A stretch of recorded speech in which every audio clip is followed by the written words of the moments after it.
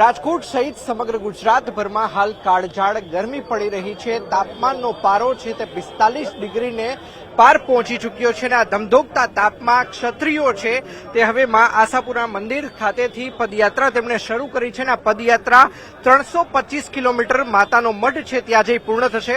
શું કહેશો બાપુ, કયા પ્રકારનો આ કાર્યક્રમ છે? આ એક કાર્યક્રમ છે કે જે માતાજીએ અમને જે આશીર્વાદ આપીને અત્યાર લગી જે આંદોલન શાંતિથી ચાલ્યું એના માટે અમે પદયાત્રા કરી અને માતાજીનો આભાર માનવા જઈએ છીએ। એના માટે આ આયોજન આખું કરવામાં આવ્યું છે। ચોક્કસ આયોજન કરવામાં આવ્યું છે। આયોજનમાં કેટલા યુવાનો છે તે જોડાયા છે, બહેનો પણ જોડાયા છે અને ગામે ગામ કઈ રીતે સ્વાગત કરવામાં આવનાર છે, શું કહેશો? જેમ કે અત્યારે આશાપુરા માતાના મઢ અમે જઈ રહ્યા છીએ, આપ જોઈ રહ્યા છો અત્યારે અમારી આ પદયાત્રા શરૂ થાય છે। એમાં અહીંથી જે 18 વોર્ડના રાજકોટ શહેરની અંદર જિલ્લાઓમાંથી બધા ભાઈઓ આવ્યા છે। એ પદયાત્રામાં જશે। રતન પર મુકામે પ્રસાદનું આયોજન કરેલું છે।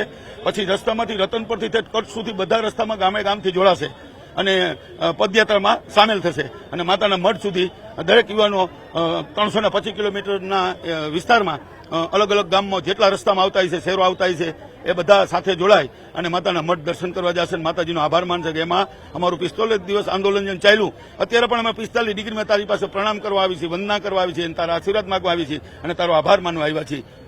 ચોક્કસ તો ધમધોકતા તાપની અંદર ક્ષત્રિયો દ્વારા પદયાત્રા છે તે શરૂ કરવામાં આવી છે। હરપાલસિંહ, શું કહેશો? સમગ્ર આંદોલન જે રીતે અહીંયા ચાલ્યું, માત્ર ગુજરાતની અંદર નહીં પણ ભારત દેશના ખૂણા ખૂણા સુધી આંદોલન પહોંચ્યું અને સમગ્ર આંદોલન દરમિયાન ઇતિહાસની અંદર ક્યારે પણ આ આંદોલનની જ્યારે પણ વાત થશે ત્યારે આંદોલન સુવર્ણ અક્ષરે લખાવવાનું છે, એમને ચોક્કસ એની ખાતરી છે। અને આંદોલન દરમિયાન સરકારી પ્રોપર્ટી કે સામાન્ય માણસોને કોઈ પણ જાતનું કંઈ પણ નુકસાન ન થયું એવું પહેલું આંદોલન શાંતિપૂર્વકનું અને ગાંધી ચિંધ્યા માર્ગે આંદોલન જે રીતે થયું એની અંદર અમે લોકો આગેવાનો ક્ષત્રિય સમાજ એવું માનવી છે કે આવડા મોટા આંદોલનની અંદર ક્યાંય પણ ઘટના ન બની હોય તો એ અમારા હાથની વાત નહોતી, માતાજીના આશીર્વાદ વગર આ શક્ય હતું નહીં। એટલા માટે ભલે 45 ડિગ્રીનું તાપમાન હોય પણ માતાજીનો આભાર માનવો એ ખૂબ જરૂરી છે। ક્યાંક ને ક્યાંક આખા આંદોલનની શરૂઆત માતાના મઢ અને એમાં પણ કચ્છમાંથી થઈ હતી। તો આજે અમારે સૌની લાગણી એવી છે કે રાજકોટથી 325 કિલોમીટરની યાત્રા અને 3 તારીખે અમારી આ યાત્રા પૂર્ણ થઈ છે। 3 તારીખે મહાઆરતીનું આયોજન માતાના મઢની અંદર કરવામાં આવ્યું છે અને એ 3 તારીખે માત્ર માતાના મઢ નહીં પણ ગુજરાતના તમામ શક્તિપીઠ, તમામ ધાર્મિક સ્થાનો ઉપર ક્ષત્રિય સમાજ મહાઆરતી કરશે અને માતાજીનો આભાર માનશે। ચોક્કસ તો ન માત્ર કચ્છ ખાતે આશાપુરાના મઢ ખાતે મહાઆરતી યોજાશે પરંતુ સમગ્ર ગુજરાતભરમાં યોજાવાની છે। દેવેન્દ્રસિંહ, શું કહેશો?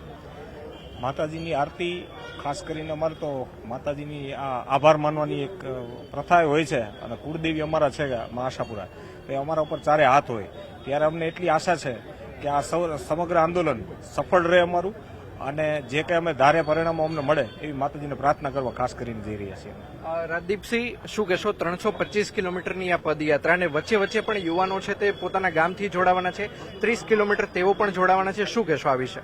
સમગ્ર જે આંદોલન ચાલ્યું છે એ આંદોલન કરણી સેનાના માધ્યમથી માતાના મઠથી ચાલુ કરવામાં આવેલું હતું। આજે સમગ્રમાં આશાપુરા ભગવતીનો આશીર્વાદ લેવા માટે કે આંદોલન સારી રીતે ચાલ્યું એ માટે આજે રાજકોટથી પગપાળા યાત્રા શરૂઆત થઈ છે।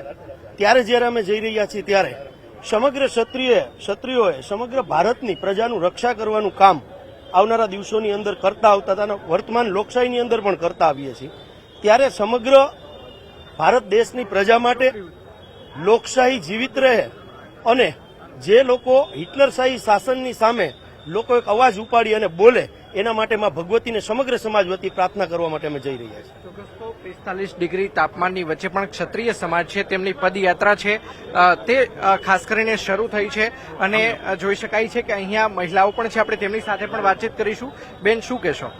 આજ અમે માં ભગવતીના ચરણોમાં શીશ ઝુકાવવા જાય છે કારણ કે 45 દિવસનું આટલું મોટું આંદોલન ચાલ્યું અને એમાં એક જરાક પણ તણખલું પણ નથી ઝર્યું, તો એનો આભાર માનવા જઈ રહી છે કારણ કે આ ચમત્કાર જ કહેવાય અને અમે ઈચ્છીએ છીએ કે આવનારા દિવસોમાં જે રિઝલ્ટ છે એ અમારી તરફેણમાં આવે, એટલા માટે અમે અગાઉથી જ માં ભગવતીના ચરણોમાં એમને ધન્યવાદ આપવા જઈ રહ્યા છીએ। ચોક્કસ તો અગાઉથી જ ભગવતીના ચરણોમાં ધન્યવાદ આપવા જઈ રહ્યા છીએ। તૃપ્તિબા આપણી સાથે છે, આપણે તેમની સાથે પણ વાતચીત કરીશું। કાર્યક્રમ રાખવામાં આવે છે અને એ સાથે આખા ગુજરાતમાં જેટલા પણ શક્તિપીઠો આવેલા છે ત્યાં દરેક જગ્યાએ મહાઆરતીનું આયોજન થશે। ખાસ કરીને તૃપ્તિબા શું કહેશો જે બહેનો છે તે પણ જોડાવાની છે, શું કહેશો આ વિશે? બહેનો તો ભાઈઓને આશીર્વાદ આપવા માટે, એમને સહકાર આપવા માટે આગળ વધવાના છે. અત્યારે રતન જ્યાં જ્યાં સ્પોટ હશે ત્યાંથી બહેનો જેટલા જઈ શકતા હશે એટલા જશે, પણ ભાઈઓ વધારેમાં વધારે જોડાશે. અને એટલી જ આરાધના માતા સામે કે શક્તિ સામે કે અમને ક્યારે પણ કેવા પણ સમયે દરેકે દરેક જેમ આ પ્રમાણે આ વખતે ઇતિહાસ શરૂ કર્યો છે એ જ રીતે કાયમ માટે ક્યાંય પણ કોઈને જરૂર હોય તો આ સાચી શક્તિ આપે અને રાષ્ટ્રહિત માટે કાર્ય કરી શકે એવી અમે પ્રાર્થના કરશું. ખાસ કરીને 4 જૂનના રોજ પરિણામ આવવાનું છે. સૌ કોઈ અત્યારે માતાના મઢ તરફ પ્રયાણ કરી ચૂક્યા છે. પરિણામ કયા પ્રકારનું આવશે, તમે શું માનો છો? આ એક સ્વયંભૂ દેવી શક્તિ આધારિત લોકશાહીને જાગૃતતા માટે અને રાષ્ટ્રહિત માટે જ્યારે થઈ રહ્યું હોય ત્યારે ચોક્કસપણે જે પણ પરિણામ આવશે તેને સ્વીકારી અને સારામાં સારી અને સચોટતા સાથે અમે જે રણનીતિ બનાવશું અને જે પરિણામ આવશે એ પણ અમે આશા રાખીએ છીએ કે છડે ચોક સત્તા સામે જો આ વસ્તુ ચોખ્ખી છે કે અહંકાર તો રાજા રાવણનું પણ નથી રહ્યું, તો આ અહીંયા આગળ જો આ દેવી શક્તિથી ચાલતું હોય તો ચોક્કસપણે પરિણામ સક્ષમ તરફ રહેશે. તો આ હતા ક્ષત્રિય સમાજના લોકોને ન્યૂઝ 18 ગુજરાતી સાથેની વાતચીતમાં તેમનું સ્પષ્ટપણે કહેવું છે કે દેવી શક્તિના કારણે આંદોલન ચાલી રહ્યું હતું, ત્યારે દેવી શક્તિનો આભાર માનવા માટે 45 ડિગ્રીની અંદર ક્ષત્રિય જે યુવાનો છે તેમજ મહિલાઓ છે તે 45 ડિગ્રી ધમધોકતા તાપની અંદર પણ આ 325 કિલોમીટરની પદયાત્રા છે તે પૂર્ણ કરશે. અંકિત પોપટ, ન્યૂઝ 18 ગુજરાતી, રાજકોટ.